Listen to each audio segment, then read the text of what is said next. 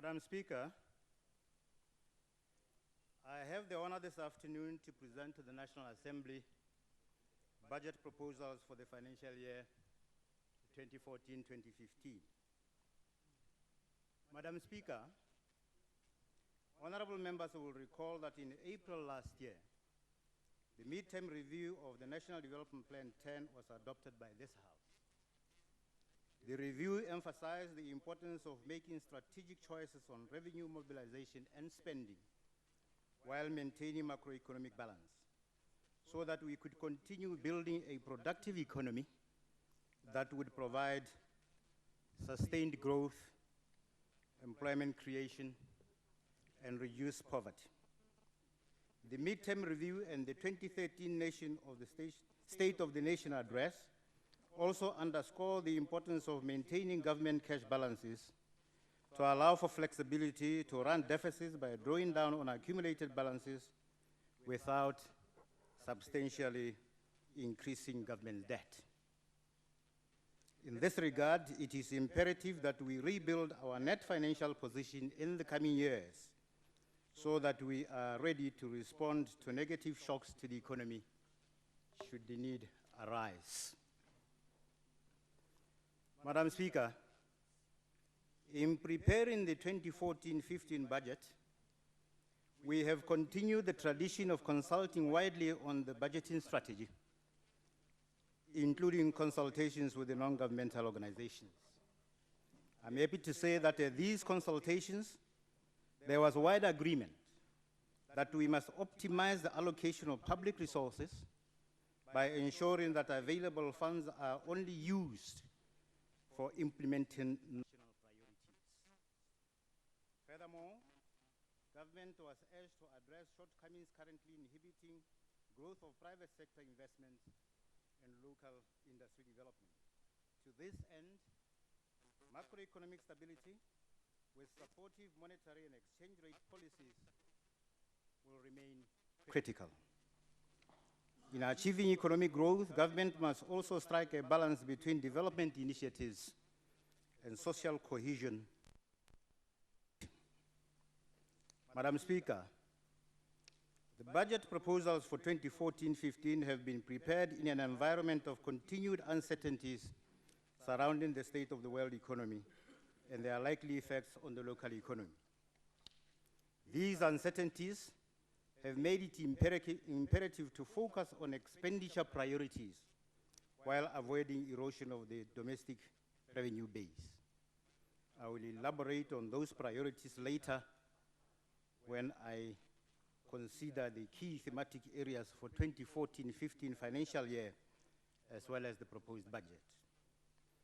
Madam Speaker, I shall now spend a few minutes reviewing the outlook for the global, regional, and domestic economies, starting with global economic review. Madam Speaker, the world economic activity is projected to remain subdued, largely as a result of the slow pace of recovery in the euro area, as well as weaker demand and slowing growth in some key emerging market economies such as China and India. According to the International Monetary Fund's latest issue of the World Economic Outlook of January 2014, world output growth declined to 3.1% in 2012, down from 3.9% in 2011. It was projected to further decline to 3% in 2013, before recovering slightly to 3.7% in 2014, underpinned by the recovery in emerging economies. Emerging economies themselves were projected to grow on average by 4.7% in 2013, down from 4.9% in 2012, with prospects to reach 5.1% in 2014. However, advanced economies, I'm afraid, are expected to register a growth of only 2.2% in 2014, representing a slight recovery from 1.3% in 2013. In response to this modest growth environment, Policymakers around the world continue to maintain accommodative monetary and fiscal policy positions, with some committed to maintaining stimulus policies until there is evidence of sustained growth.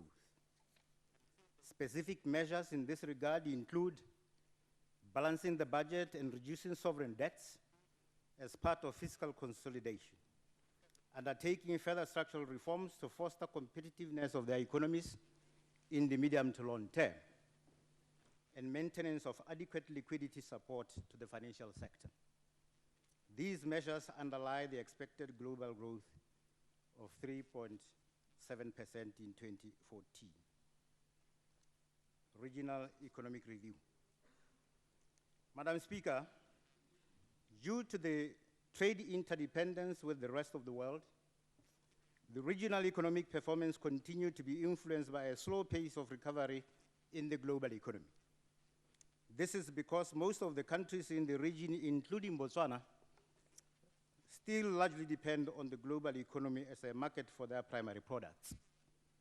Therefore, to the extent that the global growth remained weak, these economies grew moderately by 4.9% in 2012 compared to 5.5% in 2011, and are projected to have registered a growth of 5% in 2013 and 6% in 2014.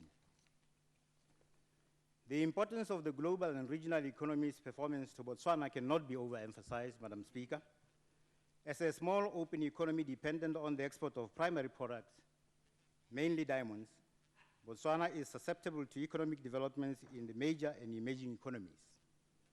My ministry will therefore continue to monitor developments in the world economy with a view to determining their likely impact on the proposed budget before you, and suggest mitigating measures where necessary, particularly to comply with our fiscal rules.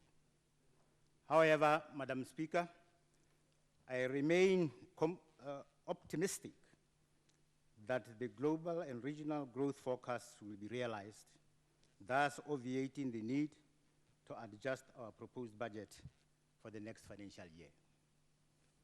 Madam Speaker, the overall economic performance of the SADC region was not satisfactory in 2013, largely due to a sluggish growth in the global economy that I have alluded to. Economic growth in the region averaged 5% in 2012 compared to 5.4% in 2011, which is much less than the regional target of 7%. Further, the region was projected to have slowed down to 4.9% in 2013. I now turn to domestic economic review.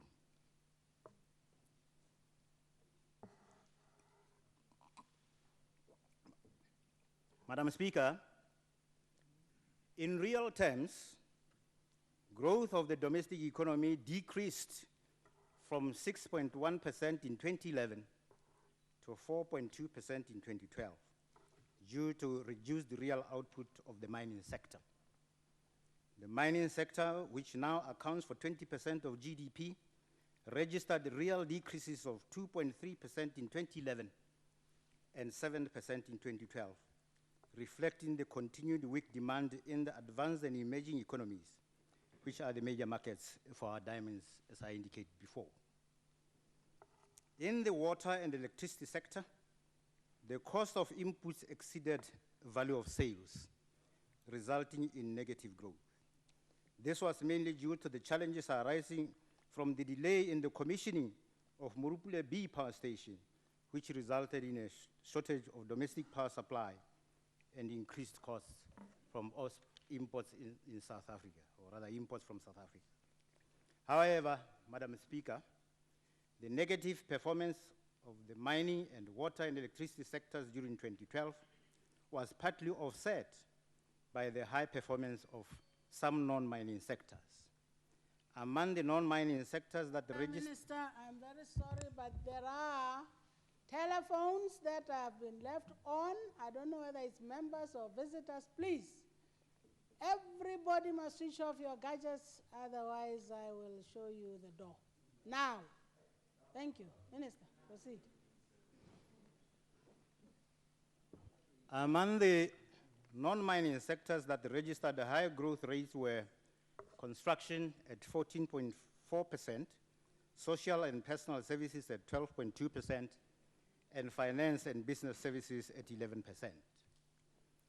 Growth in these non-mining sectors shows progress in economic diversification. It is worth noting that unlike the mining sector, even during the 2008-9 economic downturn, the non-mining sectors showed resilience, with most of the subsectors attaining positive growth rates. Therefore, targeted investment in the non-mining sectors seems to have potential to sustain economic growth even during the hard times. In some cases, such as water and electricity, where heavy losses have been incurred, it will continue to be necessary, Madam Speaker, for the government to invest in them, mainly to secure supply, because these are essential inputs to other economic sectors. I now turn to inflation and monetary policy. Madam Speaker, price stability is a necessary condition for promoting competitiveness of the domestic industry, which in turn contributes positively towards the broader national objectives of economic development and employment creation. I am pleased to report that the domestic inflation rate declined from 7.4% in December 2012 to 5.8% in June 2013, and declined further to 4.1% in December 2013, which was within the Bank of Botswana's objective range of 3 to 6%. As a result of the positive medium-term inflation outlook for the domestic economy, Bank of Botswana pursued an accommodative monetary policy during 2013, reducing the bank rate by a cumulative 200 basis points from 9.5% in March 2013 to 7.5% in December 2013. Consistent with the sustainable long-term growth of the economy and also closely aligned to the inflation levels in major trading partner countries, the prospects for low inflation remain positive for 2014. Important to note is that an environment of low and predictable inflation allows for positive real interest rates, which in turn foster mobilization of financial savings and positive and productive investment. Balance of payments and foreign exchange reserves. Madam Speaker, preliminary estimates of the balance of payments for 2013 indicate a surplus of 7.9 billion pula in the current account, compared to a deficit of 4.3 billion in 2012. Total exports increased by 55.1% from 47.8 billion pula in 2012 to 74.2 billion pula in 2013. Imports, on the other hand, rose more slowly by 20.7% from 65.7 billion in 2012 to 69.2 billion in 2013. With the positive current account balance, Madam Speaker, preliminary estimates of the overall balance of payments in 2013 show a surplus of 4.7 billion compared to a deficit of 862 million in 2012. A positive balance of payments also led to the recovery of the foreign exchange reserves in pula terms. At the end of December 2013, the reserves amounted to 67.6 billion, equivalent to 16.5 months of import cover of goods and services, an increase of 14% from 59.3 billion in December 2012. The increase in foreign exchange reserves reflects mainly the net foreign exchange inflows and the depreciation of the pula against major international currencies. Of the total reserves, Madam Speaker, the government share accounted to 25.7 billion or 38% in December 2013 compared to 18.4 billion in December 2012. Exchange rate movements. Madam Speaker, One of the policy instruments available to government, management of our exchange rate policy, Madam Speaker, as one of the policy instruments available to government, management of our exchange rate policy continues to focus on the maintenance of the country's competitiveness. Of late, it has become public knowledge that the value of the pula is determined by a basket of currencies comprising the South African rand with a weight of 55% currently, and the SDR with a weight of 45%. To maintain a competitive exchange rate, the focus is on the real effective exchange rate, which is inflation-adjusted exchange rate of the pula against currencies of major trading partner countries. Madam Speaker, I'm now turning to domestic economic outlook. Madam Speaker, despite the subdued global environment, the outlook for the domestic economy remains positive. Real GDP is projected to grow by 5.4% in 2013 and by 5.1% in 2014, driven by the expected growth in some non-mining sectors, such as trade, hotels and restaurants, and finance and business sectors. On the downside, I'm afraid growth in the agricultural sector, which is a major contributor to rural livelihoods, is projected to slow down due to recurring droughts and a constrained market outlet for the sector, especially for the beef subsector. Going forward, the continued uncertainty over the performance of the global and domestic economies, which form the basis of our revenue assumptions and forecasts, I'm afraid calls for caution in determining the appropriate level of expenditure that will ensure fiscal sustainability in the medium to long term. There continues to be uncertainty over the prospects of our two major revenue items of minerals and customs and excise due to the sluggish recovery in the world market and the ongoing negotiations of the SACU revenue sharing arrangement. Of late, these two sources have accounted for over 60% of total revenue, and thus any shock to any or both of these sources would have a bearing on the level of available revenues and likely expenditure for the next financial year, God forbid. Performance of public enterprises. Madam Speaker, state-owned enterprises or parastatal organizations can play a major role in promoting economic growth. Over the years, the parastatal sector has grown both in quantity and complexity, and hence the need to revisit the strategic role that these organizations play in the development of our country. The overall performance of the parastatal organizations during the past year was mixed, with some performing satisfactorily, while others incurred losses. Some of those which performed satisfactorily during the financial year 2011-12 include the Botswana Telecommunications Corporation, which recorded a net profit of 375.6 million, and the Botswana Development Corporation, which recorded a net profit of 143.3 million, despite the challenges with some of its projects. The National Development Bank also recorded a net profit of 45.7 million, despite the depressed economic growth and a heightened competition from new entrants in the banking sector. Similarly, the Botswana Savings Bank also achieved a net profit of 18.6 million. However, for various reasons, other parastatal organizations underperformed during the same period. The Botswana Power Corporation was one of those that recorded a huge loss of 1.65 billion pula in 2011-12, due mainly to operational challenges at the Morupule B Power Station.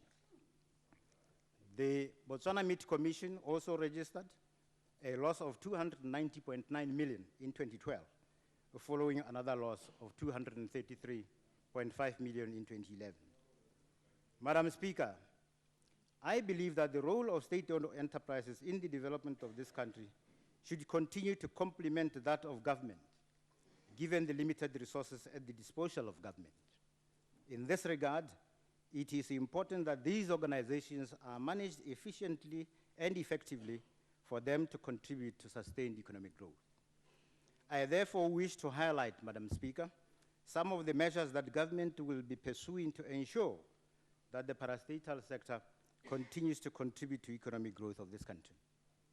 First, government will continue implementation of the privatization policy in order to reduce the burden on the fiscals. As it will be clear from the budget allocations, government subventions to these organizations have grown substantially over the past few years, most of which have gone towards payment of personal emoluments.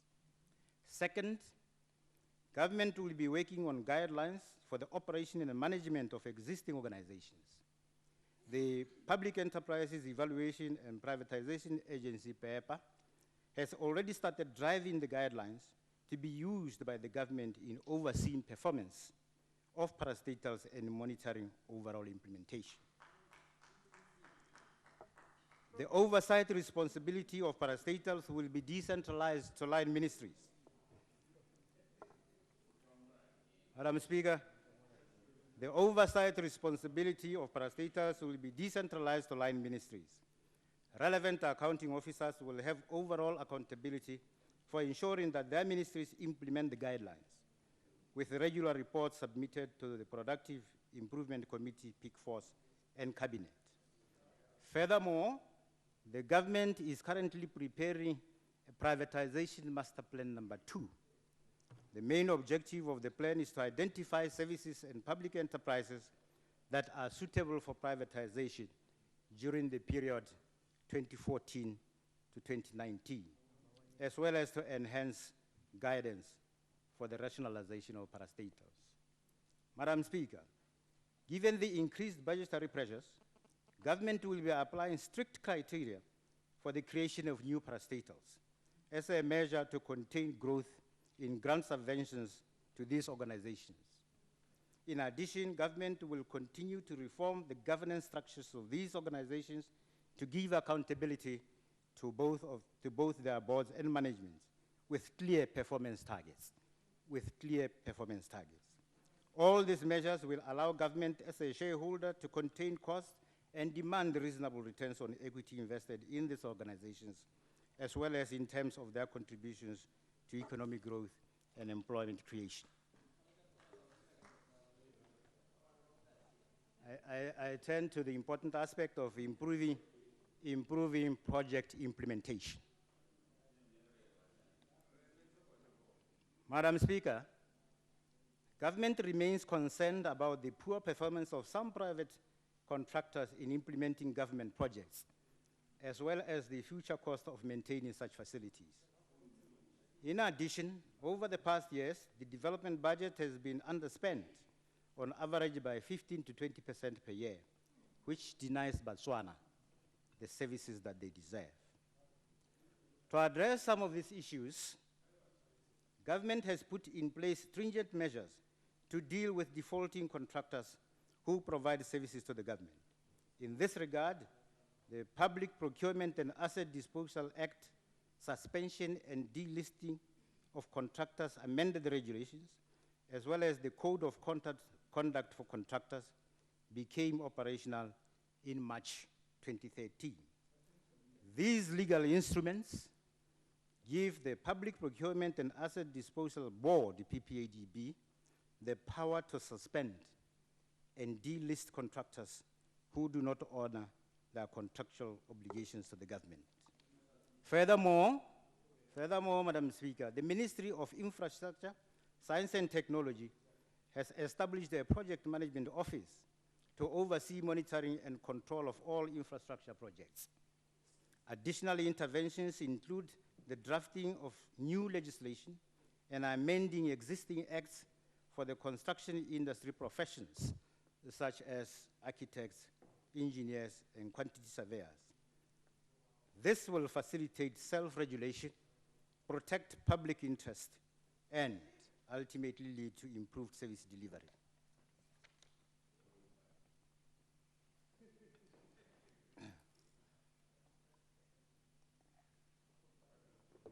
Madam Speaker,